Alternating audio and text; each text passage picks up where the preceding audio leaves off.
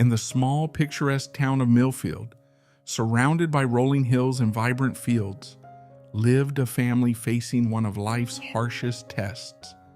Peter, the head of the family, was once a strong and skilled carpenter known for his dedication and craftsmanship.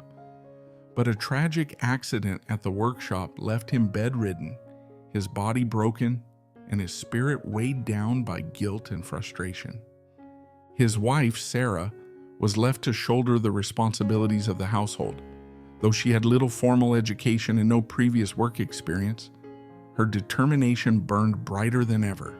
Together they had 2 children, 10-year-old Jack, a bright boy with big dreams, and 7-year-old Lily, whose laughter was the family's only light during these dark times.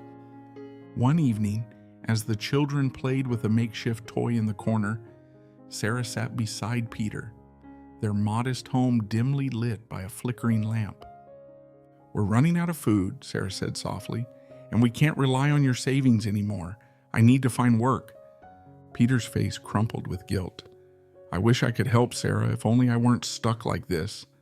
Sarah placed a comforting hand on his. "Don't blame yourself. You've always worked hard for us. Now it's my turn. I'll figure it out."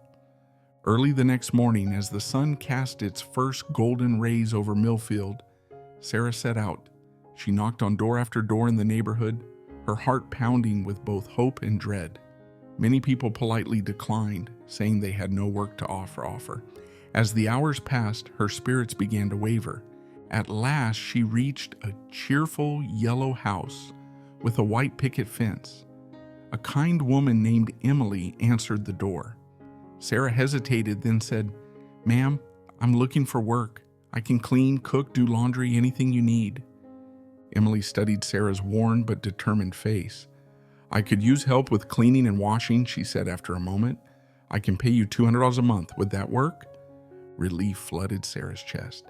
"Yes, thank you so much, ma'am," she said, tears threatening to spill. Sarah soon picked up additional work in the neighborhood, taking on cleaning jobs at other houses. Her days became grueling as she scrubbed floors, washed dishes, and did laundry in house after house. But the pay, while modest, helped her put food on the table. To stretch their limited resources, Sarah began bringing home leftover food her employers offered. What others discarded as waste became a lifeline for her family. Each evening, Jack and Lily would wait eagerly by the door, their eyes lighting up at the sight of the meals their mother brought home. The family ate together, savoring the simple blessings amid their struggles.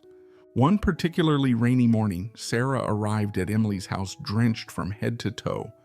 Water dripped from her clothes and she shivered as she stepped inside.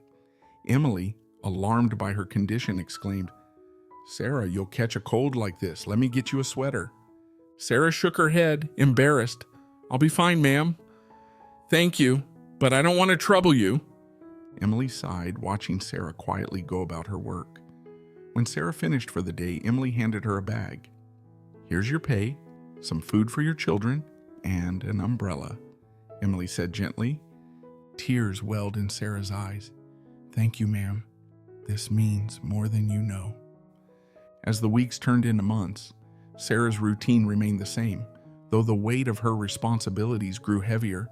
Despite the exhaustion etched on her face, she never let her children see her struggle. Jack and Lily, oblivious to their mother's sacrifices, giggled and played, their laughter filling the small home.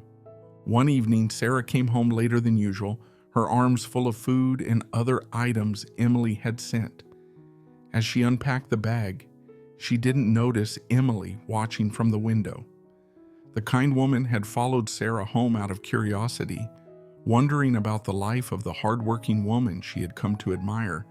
Emily stood outside unnoticed as she saw Jack and Lily run to their mother, their faces lighting up at the sight of her. She watched as Sarah served dinner with care, ensuring her children had the best portions. Her heart ached as she saw the quiet pride and love in Sarah's every action, even as she carried the weight of her family's survival alone. Finally, unable to hold back, Emily knocked on the door. Sarah opened it, startled. "Ma'am, what brings you here?" I needed to see for myself, Emily said softly.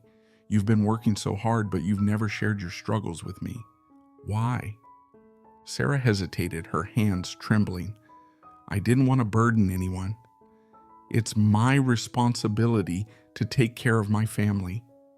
Emily stepped inside, placing a comforting hand on Sarah's shoulder. Sarah, from now on, you're not alone. I'll help however I can. Peter will get the medical care he needs, and I'll make sure Jack and Lily have everything they need for school. Sarah's voice broke as tears streamed down her face. You're more than an employer. You're family to us now. Emily embraced Sarah, her own tears falling. True to her word, Emily arranged for Peter to receive proper treatment. With time and care, his condition improved. She also supported Jack and Lily, ensuring they had books, supplies, and the chance to dream of a brighter future. The family's life slowly transformed. Peter, though still unable to return to carpentry, began helping with small tasks at home, his sense of purpose returning. Jack and Lily thrived in school, their laughter ringing louder and brighter. Sarah continued working for Emily, but now she did so with a heart full of gratitude and hope. Emily's kindness became a cornerstone of their lives, teaching them the power of compassion and community. This story reminds us of the profound impact of compassion and resilience. In a world where many quietly endure hardships, even small acts of kindness can create life-changing ripples. Let us value every type of work, avoid wasting resources, and extend a helping hand to those in need. If you've ever experienced similar stories in your life, don't hesitate to share your thoughts or experiences in the comments below. We would love to hear your story.